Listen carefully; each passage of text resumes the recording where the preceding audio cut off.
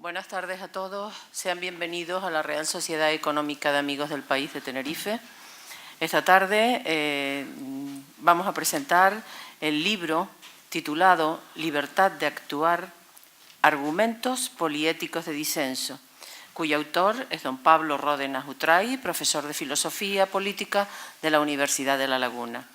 Hará la presentación don José Miguel Martín, editor del libro y presidente de la Fundación Canaria Tamaimos. José Miguel, cuando quieres. Muchísimas gracias, Noelia. Muchas gracias a la Real Sociedad Económica de Amigos del País de Tenerife y a su plantilla por cedernos el espacio y colaborar en que este acto sea posible. Presentamos un libro que es, de alguna manera, una más de las cuentas en el collar que vamos enhebrando en las ediciones Tamaimos, ¿no? De hecho, este es el número 11, el 11, el de la alineación, o sea que ya van unos cuantos.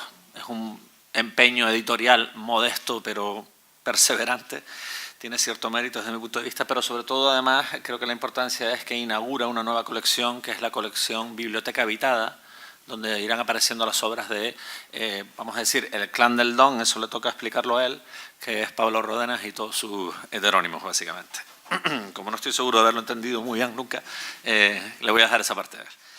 Es un libro inequívocamente sobre Canarias, como trato de anunciar en el prólogo, pero que tiene la extraña virtud de invitarnos a una especie de recorrido de ida y vuelta, donde vamos de alguna manera físicamente, o por lo menos con el pensamiento, hasta Cataluña, precisamente, sin abandonar Canarias, para después volver a Canarias, de alguna manera sin abandonar los acontecimientos que bueno, son conocidos de todos en los últimos 2 años prácticamente en Cataluña y que de alguna manera son el corazón de la reflexión de Pablo Utray, que es quien firma el libro,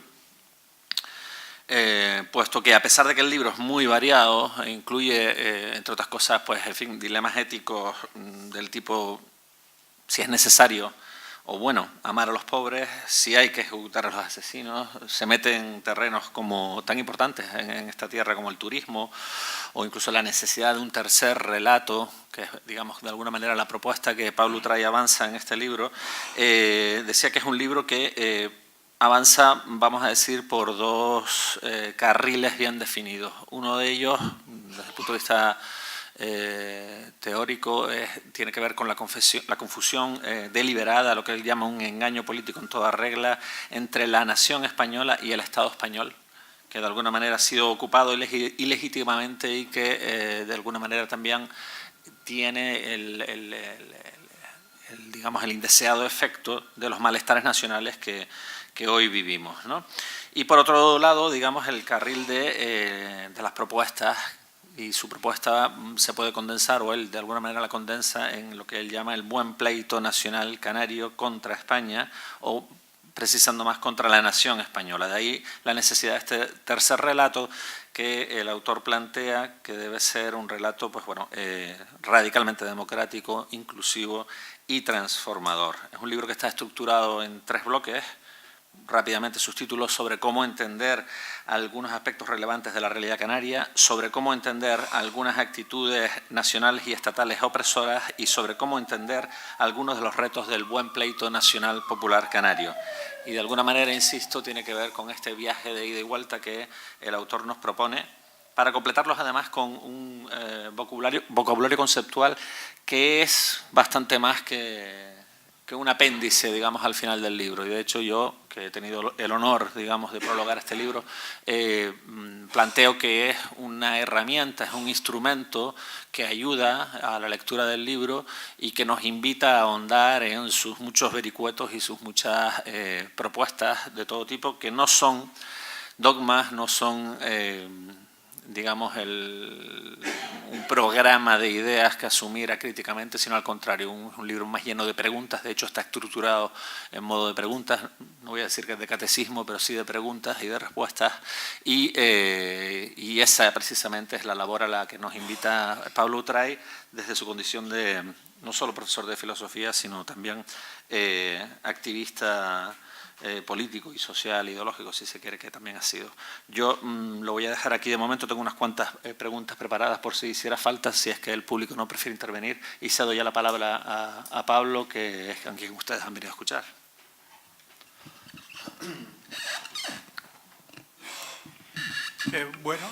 Buenas noches. Quiero agradecer en primer lugar a la Fundación Canaria Tamaimos y a José Miguel Martín, que es su presidente y además prologuista del libro, el haberlo publicado, el haberlo prologado, porque para mí es una iniciativa que jamás por mí mismo habría movido un solo dedo por hacerlo, ¿no? Y su capacidad de propuesta, de tirar y de incitar a la escritura y a publicar, pues ha conseguido que el libro esté a disposición del público. Quiero agradecer en segundo lugar a la Real Sociedad Económica de Amigos del País de Tenerife, en la persona de Nélida Rancel, su subdirectora. Parece ser que José Carlos Alberto no ha podido venir, el acogernos aquí para presentar el libro, máxime cuando esta es una institución liberal de una probada trayectoria en la historia de las islas y en la historia de La Laguna, y para mí es un honor que nos hayan acogido en días como estos, además, nada más que hay que salir a la calle para ver qué días son, que nos hayan acogido en este acto, ¿no? Y en tercer lugar a ustedes por haber venido precisamente también en estos días, ¿no? Pablo Utray no ha podido venir porque es muy escurridizo y me ha pedido a mí, Pablo Ródenas, el que les habla, que le ayude a presentarlos, ¿no? Y antes de profundizar un poco en el contexto y algunas ideas sobre el libro, diré 4 palabras sobre el autor, ya que me ha incitado José Miguel, y sobre cómo se elaboró el libro, ¿no? Para empezar por el autor, voy a arrancar de un lema de un periodista amigo, Juan García Luján, que en un artículo reciente presentando la revista que tienen ahí fuera, precisamente se llama El Bucio, y es un magnífico ejemplar, excepto en el primer artículo, que corresponde a Utray. El resto, Vieites, Matías González, Ángel Sánchez, etcétera, es una revista magnífica. Y él terminaba el artículo citando una frase que es la siguiente, que yo convierto en lema para arrancar, ¿no? Como decía mi abuela, usted es mayorcito para saber lo que tiene que hacer, si quiere que lo consideren una persona con fundamento. Bueno, yo esto de una persona con fundamento lo oí muchísimo en mi infancia y creo que se está perdiendo. Y esta es una sabia y buena filosofía. Fíjense ustedes, ser mayorcitos, el ideal kantiano, salir de la edad de la infancia por parte de la humanidad, saber hacer, saber lo que se tiene que hacer, estamos en el pleno espacio de la política, para que lo consideren una persona con fundamento. Bueno, pues este es el ideal de lo que el clan del Don, es decir, Pablo Utray como núcleo de ese clan y sus heterónimos, Ródenas, Estratos y otros más que no vienen a cuento ahora, aspiran a lograr. Pero, y lo mismo en términos de sociedad, una sociedad con fundamento sería el ideal a lograr, es decir, una sociedad democrática de bienestar. Sigo un momento más con la persona con fundamento, porque la persona con fundamento es la persona moral, el sujeto moral. Pero vivimos en sociedades a nivel mundial donde el individuo y las sociedades están escindidas, están fracturadas. Somos poliedros, somos polifonías con diferentes voces y lo que se trata es de poder esas diferentes caras y esas diferentes voces del poliedro, poderlas insertar en una unidad que sería ese horizonte de un sujeto político-moral, poliético, como suelo llamarles, ¿no? Y en este sentido el clan del Don pues es una instancia de ese individuo fracturado que todos somos, pero explicitándolo, nombrándolo con nombres propios, dividiendo sus tareas e iniciando o ejercitando el diálogo interno que ya desde Platón era fundamental para la constitución del yo. ¿Recuerdan ustedes el oráculo de Delfos? Conócete a ti mismo, o Heráclito, me investigué a mí mismo en uno de sus fragmentos, ¿no? Entonces, bueno, pues se trata de agrupar en ese diálogo interno las diferentes caras y voces de cara a una unidad en el horizonte de construcción del yo. Y lo mismo en lo social, es decir, que el diálogo social sea la posibilidad de crear una sociedad con fundamento en este sentido. Por lo tanto, la filosofía lo que es preguntar, es problematizar, es argumentar, es interpretar, es disentir, es consensuar, es escuchar, es dialogar. Y esto es lo que se plantea el libro como síntesis de un plan de trabajo de toda una vida, como síntesis práctica aplicada al caso de Canarias, en una colección que ha mencionado José Miguel Martín, que tiene unos fundamentos que no están del todo explícitos, y de ahí la necesidad de ese vocabulario conceptual con más de 30 voces y al menos 30 páginas, ¿no? Bien, el libro es, por lo tanto, un proyecto que se realiza de todo el conjunto de la colección en el último momento. Los demás están preparados pero no han salido. En el último momento, es decir, de verano del 17 a verano del 18, pasa a corrección, revisión y reestructuración, y inmediatamente imprenta, y aquí está antes de que termine el año. Y se ha ensayado como artículos en el semanario digital, que precisamente se llama Tamaimos, expuestos casi quincenalmente a lo largo de este curso político pasado, ¿no?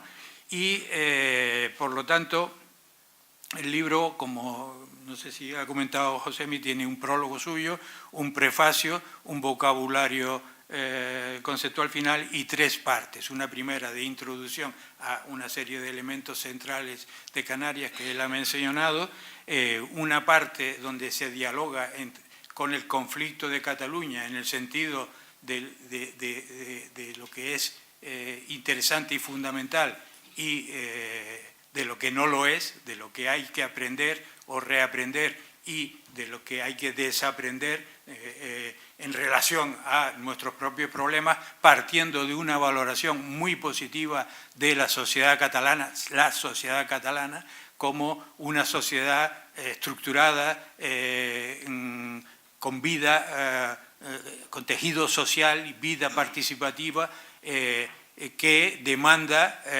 sus derechos, su desarrollo, su progreso, su autogobierno, y que declara un conflicto con el Estado español, no con la nación española, con el Estado español, partiendo de la base que el Estado español es un Estado plurinacional que agrupa a una serie de nacionalidades o naciones, entre ellas principalmente España-nación, el Estado español, porque la palabra España es realmente equívoca, es un Estado y al mismo tiempo es una nación, pero en España-Estado hay otras naciones, como por ejemplo la catalana, como la vasca, y creo yo que con mucho más retraso también la canaria está recogida en el Estatuto de Autonomía como una nacionalidad. Y una tercera parte donde se expone, digamos, la propuesta, el arranque de la situación actual tan preocupante para mí de Canarias, más allá de los oropeles, los maquillajes, el embellecimiento de nuestra realidad, una realidad sufriente, una realidad de una infancia que tiene muy difícil lograr un futuro venturoso y adecuado a sus planes de vida, una juventud con dificultades para encontrar trabajo en proporciones inmensas, que han llegado hasta el 50% hace unos pocos años y que estarán ahora en el 40-30%, y que tiene que irse a la emigración en muchos casos, unos mayores en una sociedad avejentada a una velocidad terrible como es la Canaria, que no está preparada para el cuidado de sus mayores, una sociedad que no es capaz de hacerse cargo de la dependencia y la discapacidad, etcétera. Entendiendo esto como problemas estructurales de medio, largo plazo, como retos que hay que afrontar y que no estamos afrontando, ¿no? Eso a lo largo de 28 capítulos breves, es decir, 8 en una primera parte, 10 en una segunda y 10 en una tercera. Bien, les decía que este es el proyecto elaborado. José Miguel, cuando consideres que el tiempo me paso, me cortas, bueno, sí, porque quería plantearles el sustrato, el contexto en el que se fabrica este material, ¿no? Porque, digamos, desde la filosofía, el objeto de estudio es la política, para aplicarlo a la política canaria. Pero la política como objeto de estudio que tiene que ser cuestionado y replanteado, no en el sentido habitual en nuestro tiempo, no en el sentido que usan la palabra los periodistas y los políticos profesionales, porque la palabra política es una palabra que tiene una larguísima historia. Es una palabra que aparece en la Grecia clásica, donde la sociedad es la polis, y de ahí la política, y es una palabra que poco después del hundimiento de ese mundo griego clásico desaparece, y desaparece absolutamente y no se usa. Se hace política, pero no con el nombre de política, hasta el siglo XVIII, mitad del XIX y sobre todo el siglo XX. Y lo mismo pasa con otras palabras fundamentales del mundo de lo político, como es la palabra democracia, por poner un ejemplo, que surge en paralelo, desaparece en paralelo y reaparece precisamente también a finales del XIX y principios del XX, hasta el punto de que hoy ese guadiana de la política se ha convertido en una omnipresencia. Si ustedes analizan el hecho comunicativo básico actual, como es un telediario, la política ocupa el 80, el 85, el 90% de la información, y queda un poquito para los sucesos, otro poquito para los deportes y otro poquito para la cultura. Esa es la historia de los términos, pero siempre se ha hecho política, y la política, por lo tanto, tiene unas dimensiones mucho más amplias que lo que entienden nuestros analistas y políticos habituales, que desconocen realmente lo que se traen entre manos, ¿no? Porque la política es, en realidad, desde el punto de vista de la filosofía reconstructiva que planteo, el establecimiento y la realización de objetivos en sociedad. Pero esos objetivos no vienen dados, hay que construirlos y hay que realizarlos. Y aquí se plantea un problema de racionalidad en la política. ¿Esos objetivos son explícitos, transparentes o no? ¿Están conectados con las necesidades reales de las mayorías o no? ¿Son a corto plazo o son también a largo plazo? Entonces, esos objetivos de la política son objetivos a largo plazo, son objetivos a medio plazo y son objetivos a corto plazo. Y tienen que estar entrelazados, de modo que los objetivos a largo plazo son valores, son normas, son metas, pero son irrealizables. La libertad, la justicia, la igualdad son irrealizables. Hay que establecer mediaciones con objetivos a corto plazo, pero que tienen que estar orientados en esa dirección. Si queremos ir a Roma hay que orientar los pasos, que pueden ser diversos en sociedades democráticas plurales, en diferentes direcciones, pero no es lo mismo querer ir hoy a Roma y mañana a Washington y pasado a Dakar, que es un poco lo que pasa. No hay direccionalidad, no hay rumbo, no hay metas, no hay valores. Una de cal y una de arena, constantemente. Entonces, bueno, uso metáforas al respecto de todas estas cuestiones gráficas, sencillas, como por ejemplo la de la rueda giratoria y el ratoncito o el hámster, que por supuesto está mejor haciendo ejercicio en la rueda que estando quieto, porque su vida se alarga, pero realmente está siempre en el mismo sitio, no avanza nada, aunque crea que corre muchísimo y acelere. Bueno, pues esta es una representación de lo que nos ha ocurrido en los últimos años, las últimas décadas, del modelo político-económico que tenemos en Canarias. Porque otra de las metáforas que uso es la metáfora del vaso o la botella o el recipiente medio lleno o medio vacío. Sabemos todos que desde una perspectiva empirista, desde una perspectiva realista, chata, se suele decir, no, pero yo me quedo con el vaso medio lleno. Pero es que el vaso medio lleno o la botella o el recipiente hay que verlo desde la parte vacía. Hay que balancear la situación y la parte vacía hay que verla desde la parte medio llena. Y entonces nos metemos en una concepción del realismo político del que forma parte también lo posible, y no de un realismo claudicante, cortoplacista, minimalista, que lo apuesta todo por lo más probable. Hago una encuesta, que es lo que quiere la mayoría de la gente para que me vote, lo más probable es esto, y entonces apoyo esto, pero con ese continuismo la realidad se reproduce en la rueda giratoria, pero no se avanza en absoluto, ¿no? Por eso en el subtítulo del libro se habla de argumentos, es decir, no solo de opiniones, sino de argumentos en el sentido de opiniones justificadas y debatibles en la deliberación pública, de disenso, porque esa es otra de las trampas de nuestro tiempo. Hay una buena idea del consenso y una mala idea del disenso, pero si lo pensamos un segundo nada más, tendremos que estar de acuerdo que se arranca siempre del disenso, se arranca siempre del desacuerdo. En una sociedad libre no nacemos sabidos y acordados. Crecemos, opinamos y estamos normalmente en desacuerdo, y lo que se trata es de construir consensos, pero en libertad siempre cabe el disenso respecto a los consensos logrados y vuelta a empezar en la búsqueda de nuevos consensos.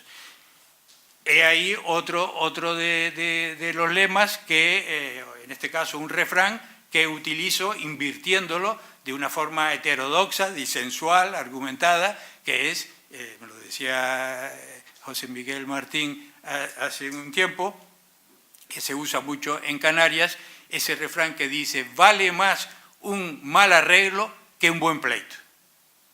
Vale más un mal arreglo que un buen pleito. Es el lema de toda nuestra historia. Siempre queremos malos arreglos antes que buenos pleitos, no antes que malos pleitos, antes que buenos pleitos. Bien, yo invierto el refrán y digo: vale más un buen pleito que un mal arreglo, porque solo de un buen pleito, es decir, de un desacuerdo pacífico, democrático, civilizado, con deliberación pública, pueden salir no malos arreglos, sino buenos arreglos, ¿no? Y por ahí se va estructurando el conjunto de las propuestas que hago, ¿no? Porque en realidad lo que quería decirles es que, si ustedes se fijan, la política es la relación entre lo que decimos y lo que hacemos, entre la teoría y la práctica, y entre la discursividad y la realización de esa discursividad. Y, como ustedes saben, se tiende a pensar que la mano derecha no sepa lo que hace la mano izquierda, es decir, que lo que decimos vaya por un lado y lo que hacemos vaya por otro lado. Pura irracionalidad política. La racionalidad política exigiría cierta congruencia entre lo que decimos y lo que hacemos. Y eso tiene que ser sometido a análisis en los tres elementos en juego. Por un lado, el discurso político, por otro lado, la realización de actos políticos y, sobre todo, la relación entre lo que decimos y lo que hacemos. Y hay un magnífico refrán que plantea esto. Entre el dicho y el hecho hay un buen trecho, o hay un trecho. Es decir, ese trecho, esa relación de congruencia o de incongruencia es fundamental para la actividad política, ¿no? Y en ese trecho es donde se sitúa el análisis político, que es lo que nos ocupa en este libro de filosofía política o de teoría política, de ciencia política, aplicada a la realidad política y al acontecer político en nuestras islas, ¿no? Y el análisis es el engarce, la ligazón entre lo que decimos y lo que hacemos, que tiene un espacio propio, y unas dificultades interpretativas, argumentales importantes, ¿no? Bueno, pues de Canarias no quería hablar, del libro en concreto no quería hablar mucho. Vivimos en sociedades complejas en Occidente. Canarias es una sociedad compleja, objetivamente hablando, pero es una sociedad inmadura, subjetivamente hablando, ¿no?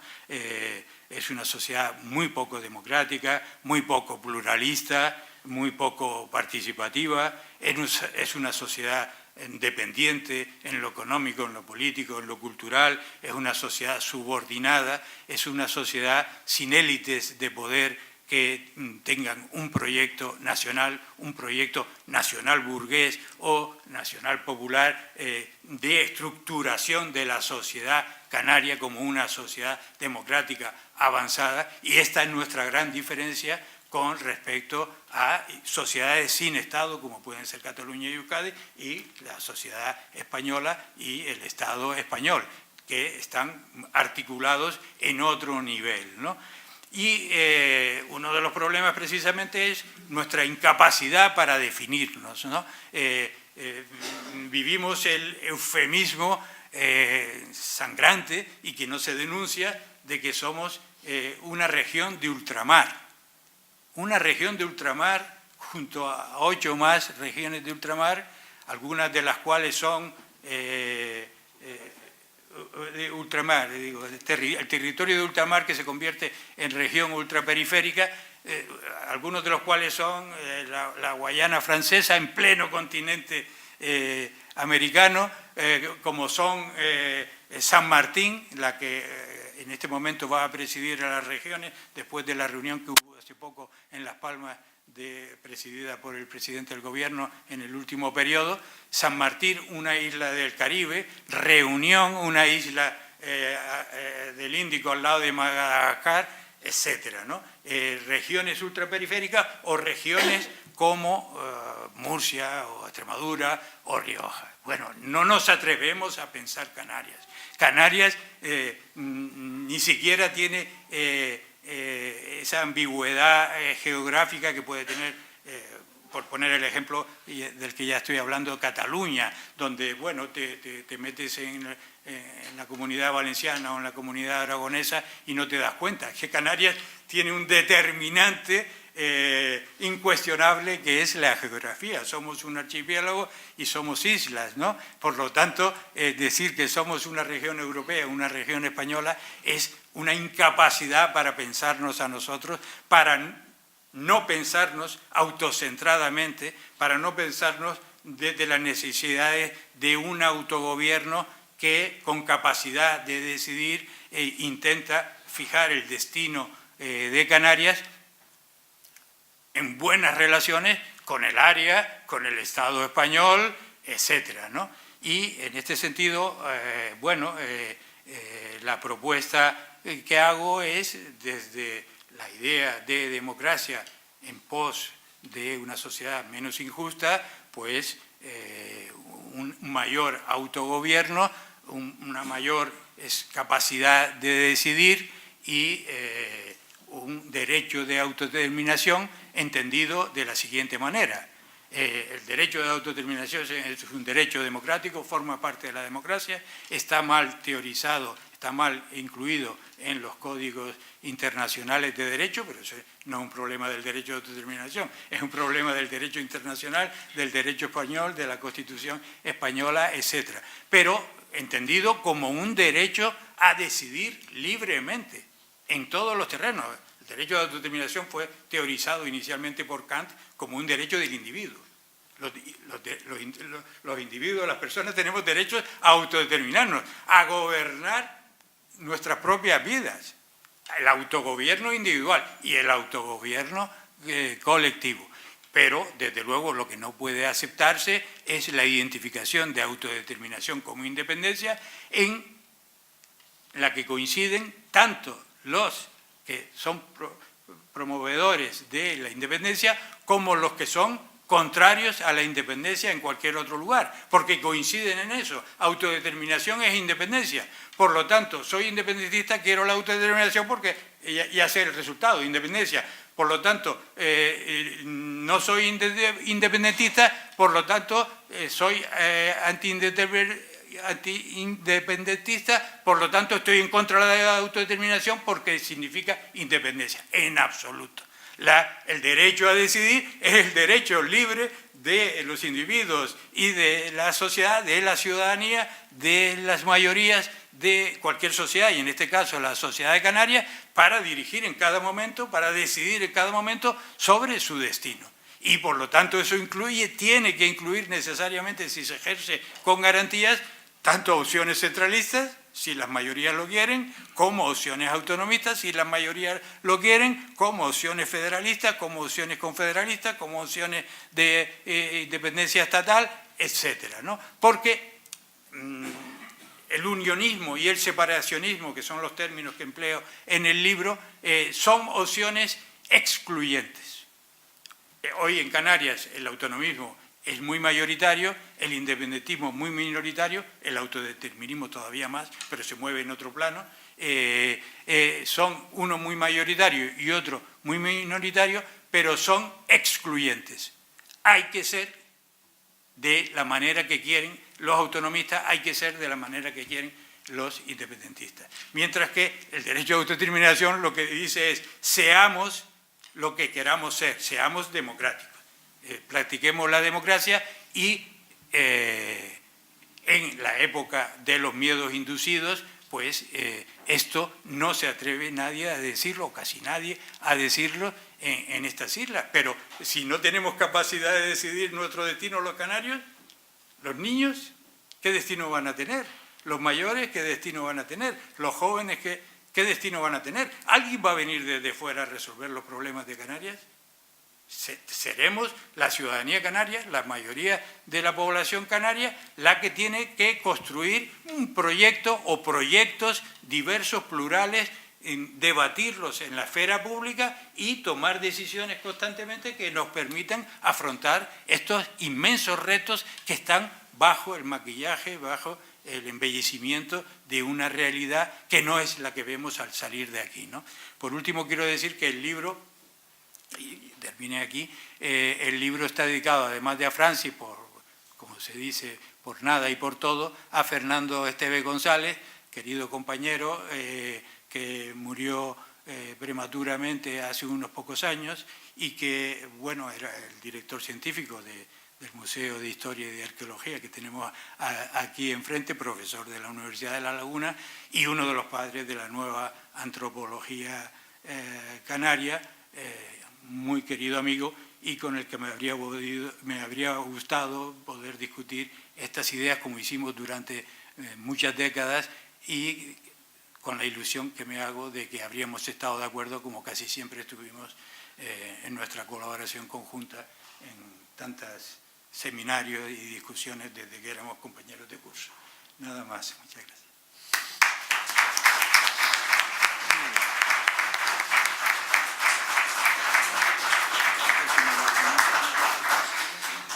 Bueno, como el acto tiene que terminar a las 8 en punto, quedan 20 minutos, tengo aquí una batería, pero me la puedo saltar perfectamente, preferiría saltármela de hecho si hay preguntas del público. Lánzate tú primero. Bueno, nada, me salto, vale, me salto. Dos cuestiones muy concretas, Pablo. Moisés, aquí hay un señor. Les van a pasar el micrófono. Francisco Fajardo, profesor de la Facultad de Historia. A efectos del ejercicio del derecho a autodeterminación, ¿quién sería el sujeto de ese derecho? ¿Cómo se determina? Porque, bueno, parece quizá claro en el caso de un archipiélago, como tú has dicho, bueno, el mar nos rodea, nos separa, somos otra cosa. Quizás no es tan claro en el caso de espacios continentales, donde, como tú has dicho, los vecinos son, bueno, están pegados, claro. Es decir, es la voluntad de las personas, es la herencia histórica, son las dos cosas las que determinan o definen el sujeto de la soberanía, el sujeto que ejerce ese derecho o debe ejercerlo. Sí, en un acto reciente en una institución también de gran tradición en La Laguna, el Ateneo, en la presentación de un libro de un profesor de la Universidad, Antonio Tejera, presidido por el actual rector de la universidad y amigo mío, compañero incluso en el Cabildo cuando fuimos consejeros en la primera legislatura, decía con sorpresa, porque es un tema que habíamos discutido durante muchísimos años, decía, no cabe duda de que somos una sociedad, Canarias es una sociedad. Y lo sorprendente es que estamos en el entorno africano, porque, bueno, eran arqueólogos que estaban hablando del problema del origen de la población canaria en el momento anterior al redescubrimiento, por tanto, y a la conquista y colonización posterior, y decían con sorpresa, él y otros de los intervenientes, lo sorprendente es que estando en el continente africano lo hayamos ignorado tanto y sepamos tan poco a lo largo de la historia de la historia africana, ¿no? Somos una sociedad, decía él, y es lo que afirmo yo, somos una sociedad. España no es una sociedad, España es un conjunto de sociedades y en la modernidad las sociedades tienen una forma por antonomasia que es la nación.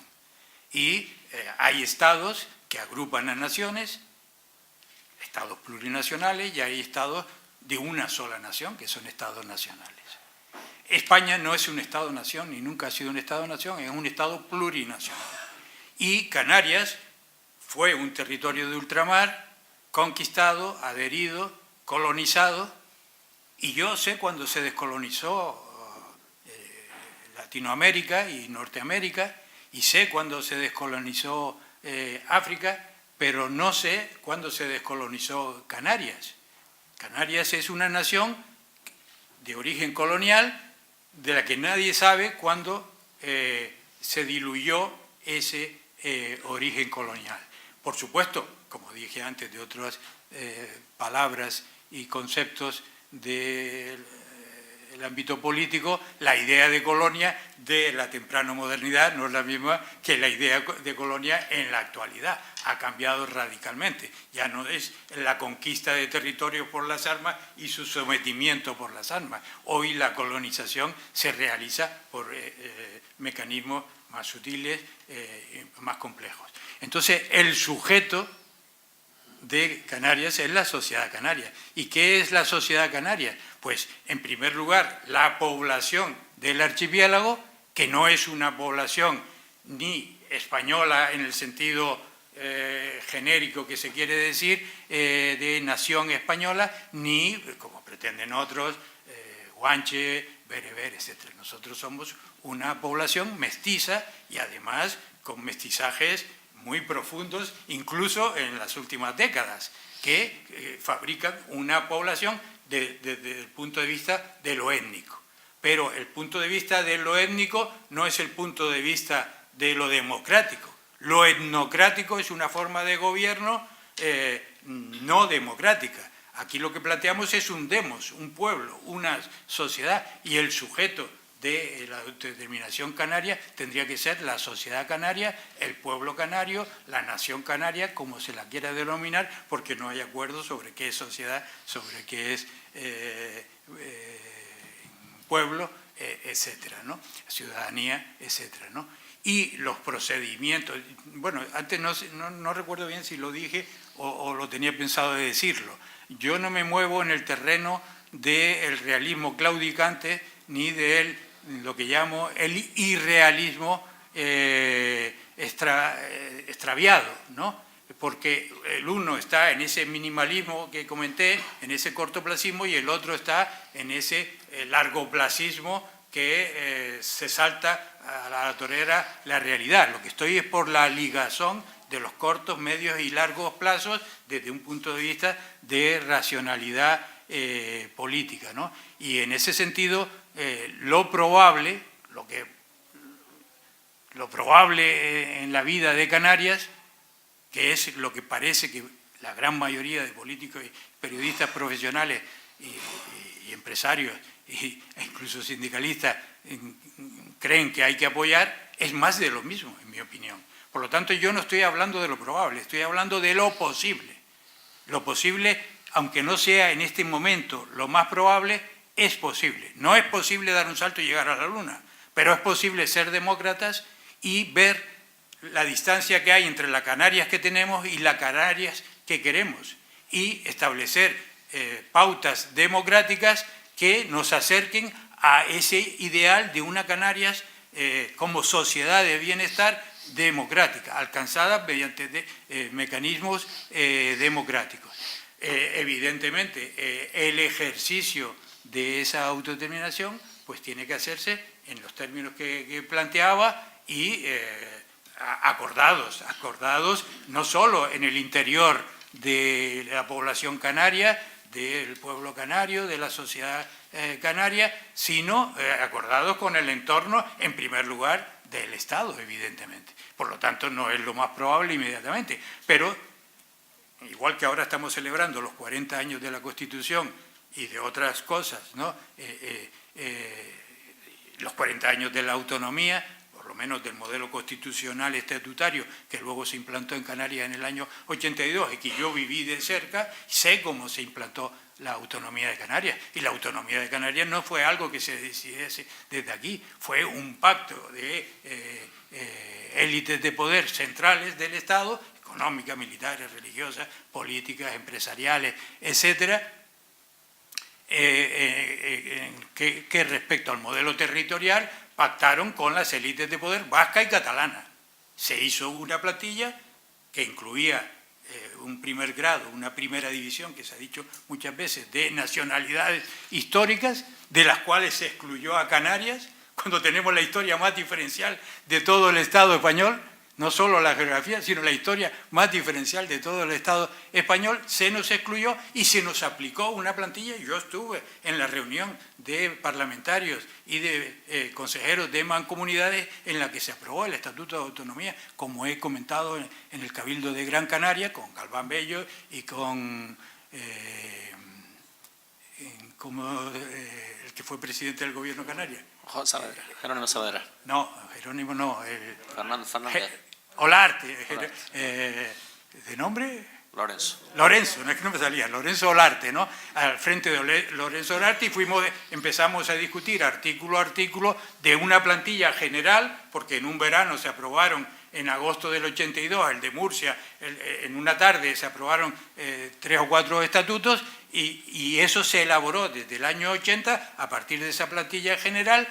Empezamos a discutir un artículo, yo personalmente, en nombre de Unión del Pueblo Canario, impugnaba cada uno de los artículos por no ser de pleno derecho, se discutieron brevemente, llegamos al artículo 6, incluía en el borrador aquel la instalación de bases de la OTAN en Canarias. Jerónimo Saavedra, que era el representante de la delegación del PSOE, se levantó y yo me levanté y se quedó solo lo que era en aquel momento UCD, que en en una hora aprobó el estatuto. El estatuto fue a Madrid, por supuesto se aprobó en Madrid, no en Canarias, mediante un pacto del PSOE estatal con la UCD de aquella época, y esa es la autonomía que hemos tenido en estos 40 años. Pero claro, ahora que se acaba de revisar el estatuto, con lo que no se nos dio en el año 82 y se le dio a otras nacionalidades, tengan en cuenta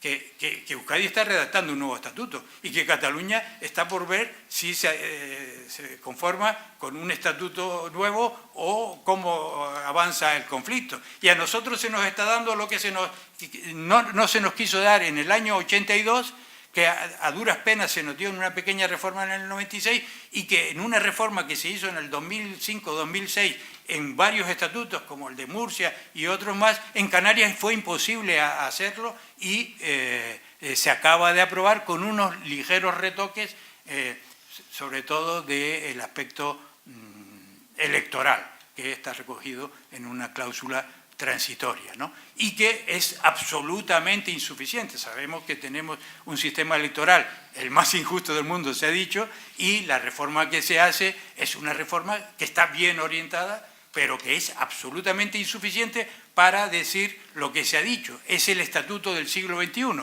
es decir, se está hablando del estatuto de los próximos 40 años.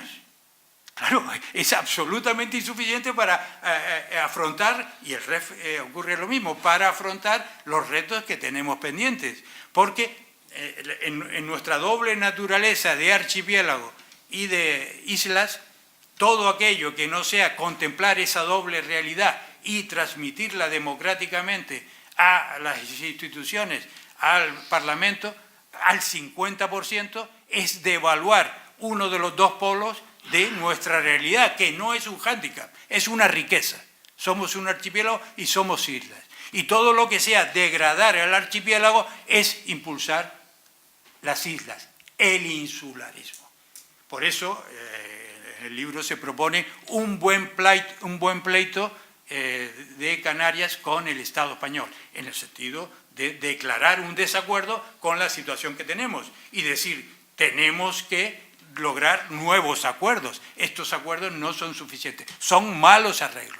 El estatuto que se nos impuso y que luego se ha consensuado y que luego se ha votado, digamos, electoralmente, aunque no, el estatuto nunca se ha votado, ni esta reforma se va a votar, pero ha sido consensuada por la población, esa población retrasada, esa población que no tiene una formación suficiente en términos políticos como para preferir un buen pleito, un pleito democrático, un pleito que plantee el desacuerdo frente a unos malos arreglos. Pero el problema no es lo que ha ocurrido, que ha sido bueno y malo. Yo lo bueno soy partidario de conservarlo, lo malo soy partidario de analizarlo y reformarlo. El problema es que nos anuncian más de lo mismo, dando vueltas en la noria giratoria otros 40 años. Y esto es una irresponsabilidad histórica de las élites de poder en Canarias que no disponen de un proyecto para declarar un pleito democrático y decir estamos en desacuerdo, Estado español, gobierno español, queremos discutir esto pacífica, democráticamente y queremos más cotas de autogobierno, más cotas de soberanía, de capacidad de decisión, porque la soberanía es capacidad de decisión que no tenemos en los grandes aspectos de nuestra sociedad. Bueno, pues si queremos ser puntuales con la casa, digamos, ya habríamos terminado. Muchas gracias nuevamente a la Real Sociedad Económica de Amigos del País de Tenerife y gracias a todos ustedes por la asistencia. Bueno, gracias. Gracias a todos por acompañarnos esta tarde. Enhorabuena a don Pablo Ródenas. Nos ha hecho pensar mucho, ha contado muchas cosas que tenemos que comprar el libro y leerlo, porque plantea una serie de argumentos que están muy pensados. Gracias a todos. Don Pablo, muchas gracias por presentar el libro aquí. Gracias, José Miguel, por acompañarnos. Y buenas tardes a todos. Y bueno, felices fiestas porque es lo que corresponde en estos días. Buenas tardes.